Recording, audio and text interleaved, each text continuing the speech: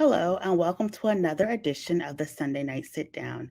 I'm your host, Miracle Jones, and the Sunday Night SitDown is an opportunity that we to have a conversation with elected officials about their political philosophy, what got them involved in politics, the future that they see for their constituents, and some of the things that bring them joy. On today's episode, we have the honor and privilege to be talking to Representative Mark Takano from California's 41st District. With that, we'll bring the representative in. Hi, Miracle. Hi, Representative. How are you doing today? I'm good. Thank you so much for taking the time out to talk with us. We just want to get right to it. You've been hitting the pavement. You've been this past few months. We met you at the Extend the Eviction Moratorium sit-in DC. How has the past few months just really been for you as you've been, going back and forth between California and DC fighting for the people? Is that where I met you? Was that with Corey? Okay. Yes, sir. Okay. All right. Well, how has it been? Well, it's been empowering, hopeful, disappointing to see the Supreme Court, dash our hopes with this, with the executive order that President Biden put in place as a result of people coming together on the Capitol steps. So it's the ups and downs that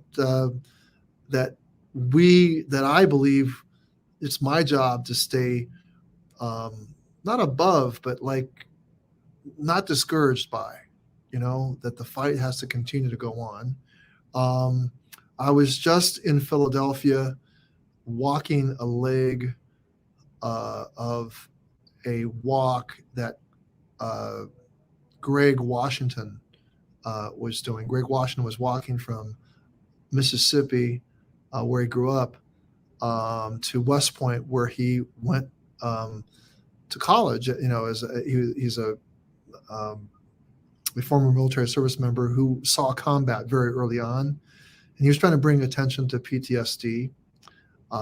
And I wanted to be in solidarity with him, so I walked 3 hours with him along side the river north of Philadelphia, and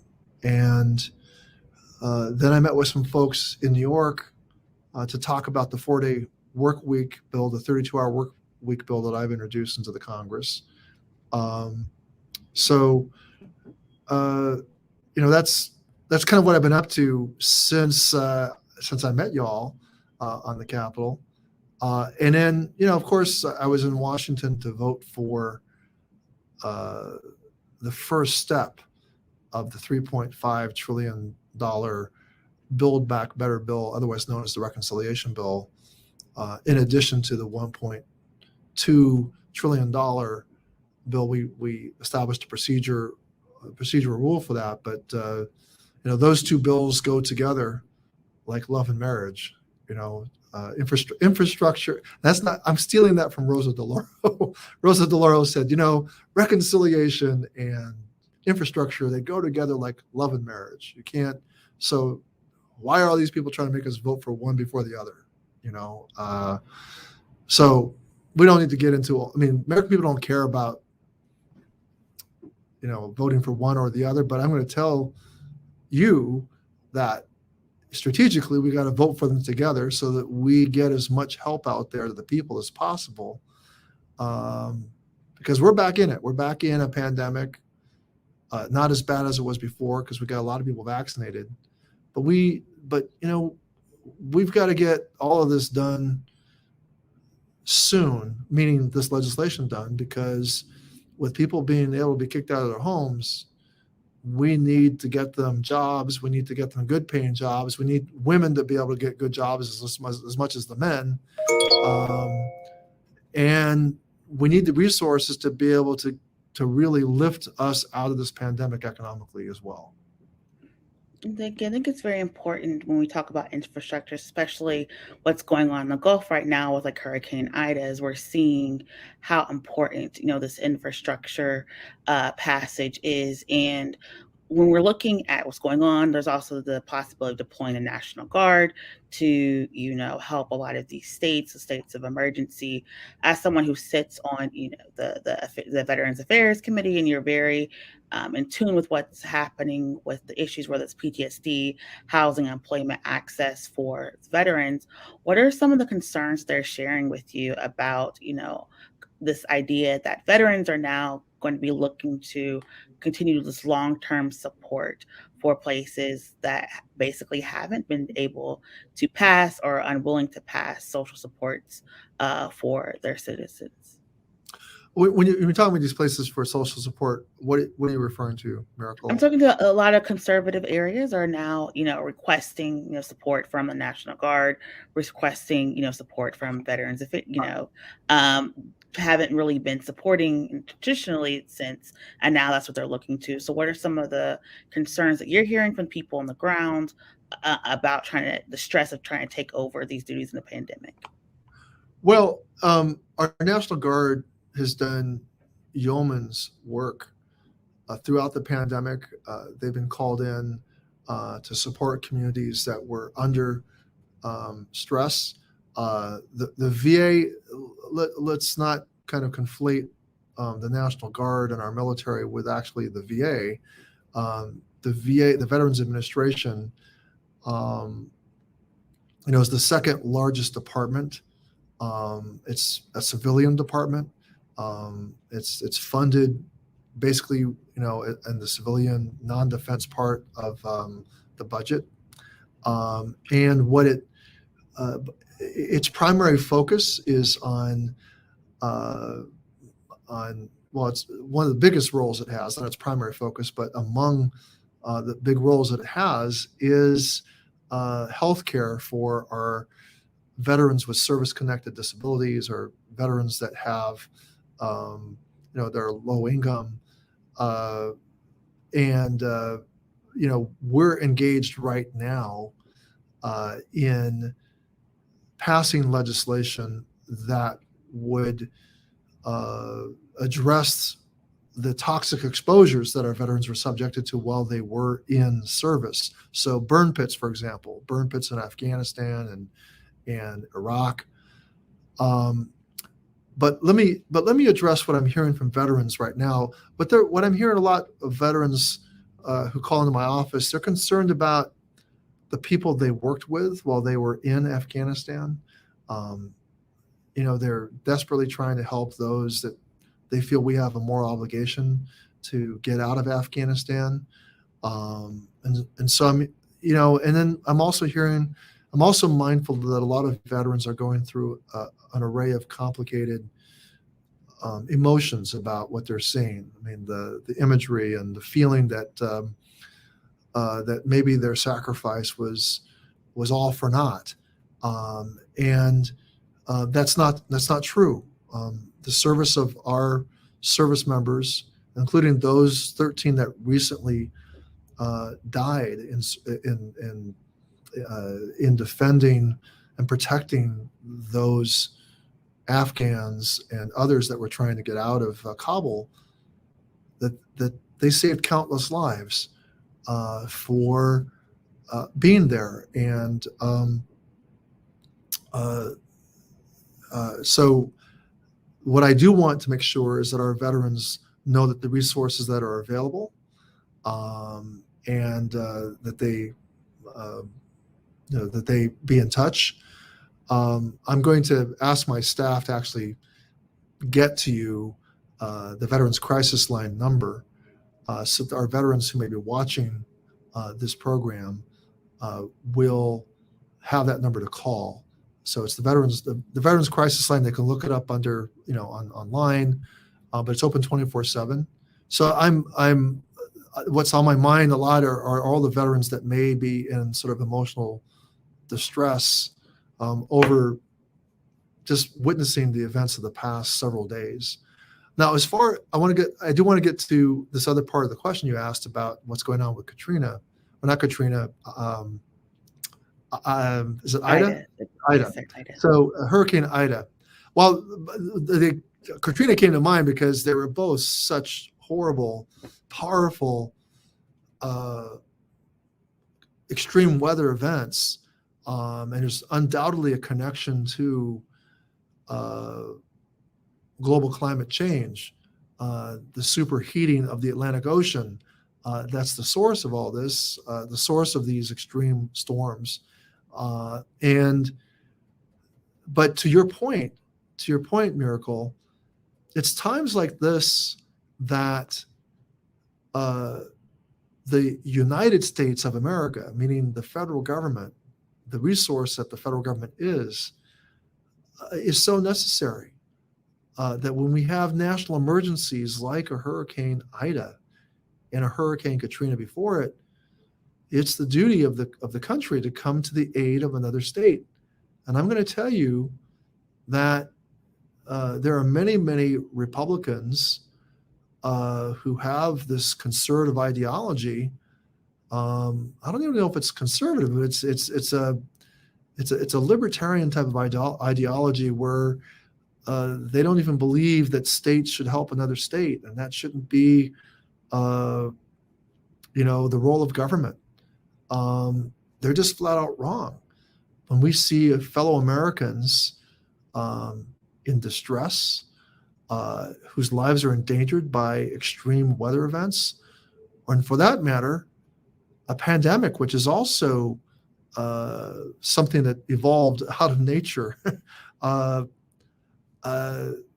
I tend to believe it's more out of nature than a laboratory that this pandemic arose out of. It is so vitally important that we come together as a people and that we take care of each other. Miracle, I came into office, I think, right after Superstorm Sandy. And actually, Republican governor of New Jersey was this Chris Christie. Chris Christie.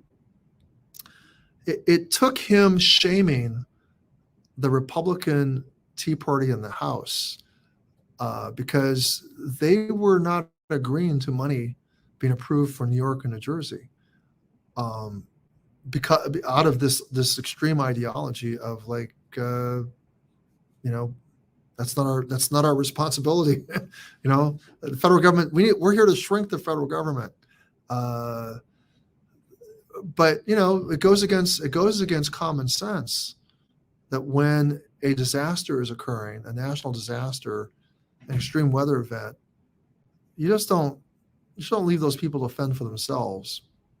So look, I'm even though Louisiana as a state sends us representatives that would argue against this, I still think we can't shrink from being good Samaritans and taking care of people. Thank you so much for that. And you had briefly mentioned the pandemic being nature-based versus lab-based. We know over the past, year and a half, there has been intense misinformation and disinformation with COVID-19, resulting in a lot of violence, particularly of communities of Asian descent. How have you been able to navigate being a politician who's very in the press, who's very well known, very supported and respected, but how have you been able to navigate this, rising, time of increased hostility for, your communities and the communities that you serve? Well, I think there's a time and a place always to push back on falsehoods. And it's my responsibility as a public official to push back on falsehoods, to correct the record, and to say Yes, vaccines work. Yes, people should wear masks where infections are rising. Um, and that, um, and to point out that uh, people who uh, people who want to advance the idea that the COVID-19 virus was cooked up in a lab someplace. I mean, that totally can't be disproven, but there's a motivation behind trying to propagate that theory. Um, and really, it's not relevant to the task at hand, which is to stop this virus from replicating into variants such as the current Delta variant, um, variants that could be more difficult for us to defend against, um, simply because uh, that those variants are arising out of populations that are not vaccinated. And the more people, the more the virus is able to replicate, the more of a chance that there's going to be a variant that comes along that's even more powerful than the Delta variant and more virulent, more lethal. Um, so the task at hand is to try to push back against all of this misinformation, to do so uh, with patience, without anger, with respect. Uh, we're not gonna change minds by screaming in people's faces. Um, but I can say, Miracle, is that I keep seeing examples of right wing talk show hosts who kept telling people don't wear masks, don't get the vaccine, and they're dying of COVID. Um, I just hope it doesn't take too many more of those kinds of occurrences before people will wake up and see that they've been lied to. Um, and I don't want to shame these people. I don't want to talk down to these people, but I just want to very gently put forward, hey, the people who've been telling you these lies, they're dying themselves. They're catching COVID themselves, and we're seeing that the lethality of this Delta virus, or this Delta variant, is occurring particularly in those regions of the country where we've had misleadership and bad leadership. And so I do want to call out and shame that leadership. I don't want to shame the people that they've misled. Thank you. And so I think it's very important when you're talking about distinguishing between people and leadership. So is that how you've crafted your political philosophy and ideology, like to make sure that you're working across the aisle, you're taking those extra time, that a little bit of extra patience to engage people, to make sure they understand what's going on instead of, an abrasive, adversarial position? Well, Miracle, they, not quite. I mean, sometimes the opposition is so hard headed. Um, you just got to win elections. And maybe you get a few of them to go along with you. But what I see is more hard headedness right now. And so, I'm not going to gloat. I'm not going to put it in their face, but I'm just going to, at some point, you got to put your foot down and say, no, we're going to pass this into law because it's the right thing to do. It's going to help a lot of people. And it makes no sense. It makes no sense for a governor to tell school officials you're not allowed to impose a mask requirement for young people, even as young people are being infected and actually dying, in unprecedented numbers. That you have actual, governors that are actually doing this, and you have a form of denialism that there's even a danger from this disease. Listening to some of these governors are listening to really wrong-headed and quacky doctors. I mean, uh, I do think it's time for some of these doctors to have their licenses pulled, uh, in much the same way that we had the lawyers that lied before federal judges have, are being disbarred. They should be disbarred for. There should be consequences for officers of the court who actually lie to judges, because you cannot have a proper judicial proceeding where the officers of the court aren't committed to some level of basic recognition of facts and truth. Um, that has nothing to do with ideology. That has simply to do with, facts, and the basis for common sense that we're somehow able to share a reality, share a common reality. That's so that, my commitment in politics is to standing for that common sense. And then some people want to be nonsensical. Sometimes reaching across to them is not the answer. Sometimes you just got to stand your ground with those folks. Thank you so much for that. And talking about, common sense legislation, you have introduced a bill about this 32-hour work week. We're in a time when we're looking at work-life balance. We're looking at restructuring our whole entire labor industry. What encouraged you to and inspired you to introduce this legislation? And what is some of the responses like you're getting for people when we hear this? We don't need a 40-hour 5-day work week. Well, Miracle, the response I'm getting is really quite astounding. I mean, the social media response, uh, the curiosity and interest of journalists. Um, I didn't really expect, and I'm kind of overwhelmed by the response, which tells me that, there is a hunger for a new normal, that people aren't interested in going back to the old normal. And 40 hours a week of work was the minimum for some folks, for many, many folks. In fact, I think most folks were, that's the minimum. That was the normal.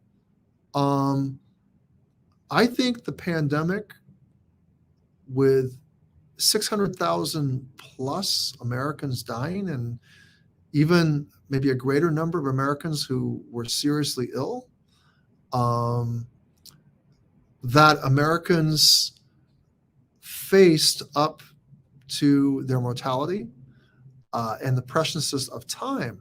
That time, is now, I think, co-equal, if not more important than money. I mean, money. We need money to survive on. We need money to pay the rent. We need money to buy food, and we need money for all sorts of reasons. But prior to the pandemic, we had, I think, a lot of disunity about income inequality, and so there was the fact that workers worked hard, long hours, and were more productive than workers of previous generations. But the greater productivity, the fruits of that productivity went mostly to capital and not labor, but mostly to the managers and stockholders, not to the workers. So workers need, rules of the economy. And look, the 32-hour work week is one of the rules of the economy, to give them leverage in the labor markets. And so, I put forward the 30-hour work week out of concern for empowering workers. Most workers, if there were a 32-hour work week now, they would probably be able to work, that fifth day, but they would be getting time and a half overtime. That's what my bill would do, is it would say that instead of earning overtime at 40 hours a week, you earn it at 32 hours a week. So at the minimum, even if the work week weren't shortened, with the same amount of pay they were getting as before, they could work the 40-hour work week and know that they got at least a 10% raise because they'd be earning time and a half pay. But really, what my bill is doing, Miracle, is it's crystallizing, catalyzing, um, and amplifying an already happening conversation about the work-life balance. Um, that people are burned out. They've experienced the kind of flexibility in work hours by being able to work from home.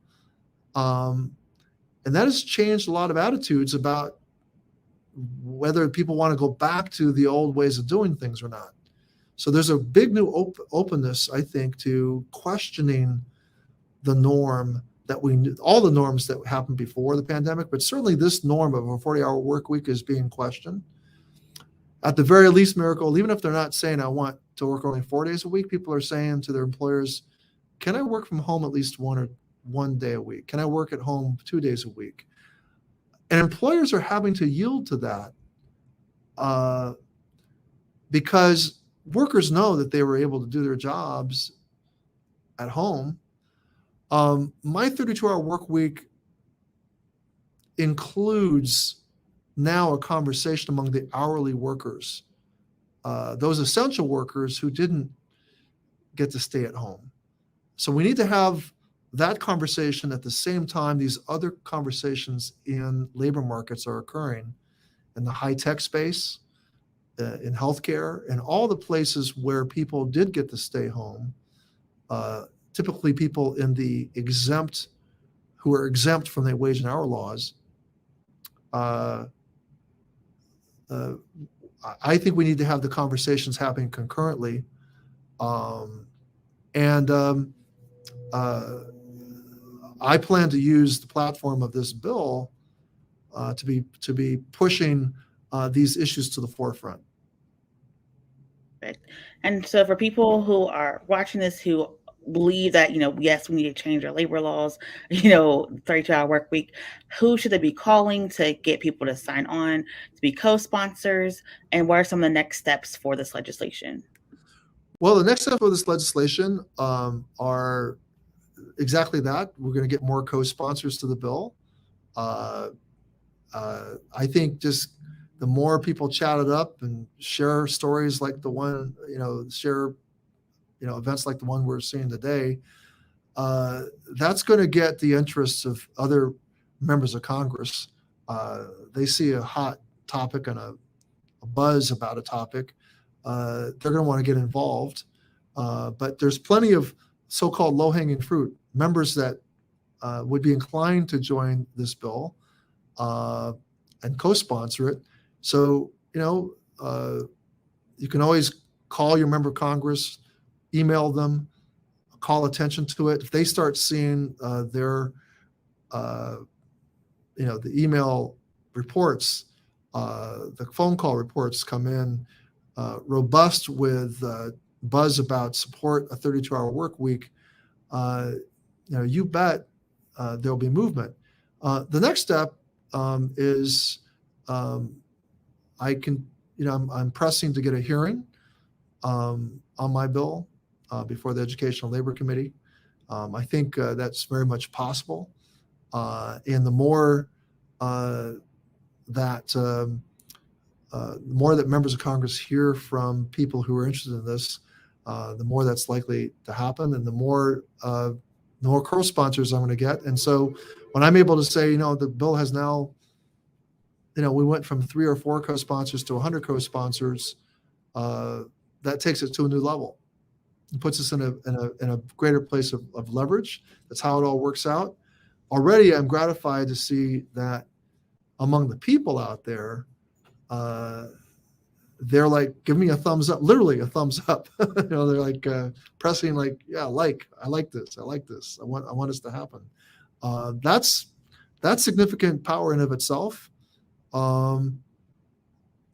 As my colleague, Alexandra Cortez likes to say, you did this. You did this, not me. This is one of those things. This is going to happen when the people say they want it to happen. And I'm encouraged that I'm seeing that happen right now. All right. Well, thank you so much for taking the time to join us for the Sunday Night Sit Down. Our standard closing question we ask people, it's been a rough few months, it's, a lot of stuff is happening, but what is something that is bringing you joy and what is something that is inspiring you to keep doing this work day in and day out? Um, what brings me joy is when I see uh, people who weren't empowered to be empowered, uh, and to see them be able to stand up for themselves. Um, that brings me the greatest joy. Um, I just happened to be on a plane home to California. The I think the day before, it was maybe yesterday. Yeah, I flew home yesterday, and next to me had to be a 90-year-old woman who was like 4 feet tall. Uh, she had to get to her chair in a wheelchair, but she had a wristband on, and she was obviously a refugee from Afghanistan. Um, and I there was just so happened to be another woman with her young son who was sitting in the window seat. I was sitting in the aisle seat, and she spoke Farsi. Now, she was half Afghani and half Iranian. And how fortunate, because I couldn't speak any Farsi at all. But um, it, it it felt good to me uh, that this woman, who was just in Kabul recently, um, was going to go live with her daughter and be connected. Um, it's scenes like that bring me, it's, it tugs at my heart. There was another woman who was on the plane who couldn't speak any English, and but a few words, and she needed to know how to get to her seat. She hadn't been on an airplane, I don't think, especially an American airplane. Um, and to just be a little bit of help in that particular situation, um, uh, brought me a degree of hope and joy. And to the degree that we're going to be a welcoming place uh, for very scared, terrified, traumatized people, that we are that kind of people, um, that I stand up for that kind of compassion. Uh, that brings me joy, and it brings me joy to see it in other people. Thank you so much for taking the time out to talk with us here at One Hood Power for the Sunday Night Sit Down. We wish you all the best of luck, and please come back anytime. We hope the 32-hour work week legislation gets the co-sponsors in the hearing, and we'll be tuned in for any future updates. So thank you so much. Yep. I don't know if I'm going to say something. I mean, I want to say something about the name Miracle. Uh, it's like, on the one hand, I don't want it to be a miracle, but it's like, miracles do happen. So, because I'm here and you're happening. That is true. Thank you so much. All right. All right, enjoy the rest of your evening. Yeah, you too. And again, that was Representative Mark Takano, who represents the 41st District in California, who has been a trailblazer in fighting for rights for veterans, rights for queer LGBT impacted folks, rights for women and children, and has been really leading a delegate to talk about reimagining what a work week would be like, a more equitable work week. And so we're very fortunate and honored that he would take the time out to sit down with us. Again, the Sunday Night Sit Down is just a laid back conversation that we have with people because we want to empower and educate and encourage individuals to go out and talk to their elected officials and to talk to them about issues, about legislation, and feel encouraged and inspired to engage in electoral politics. And so, again, thank you all so much for tuning into this episode of Sunday Night Sit Down. We have a lot going on. We know it is the Labor Day week. However, this kicks off our election 2021 campaigns. So, to remind people, please go out and register to vote. If you've changed your name, if you moved your address, we know that for the past few months, people have been moving around. The eviction moratorium changing is causing a lot of folks to seek shelter elsewhere, again, in addition to these global climate crises that we find ourselves in. So please make sure you are registered to vote.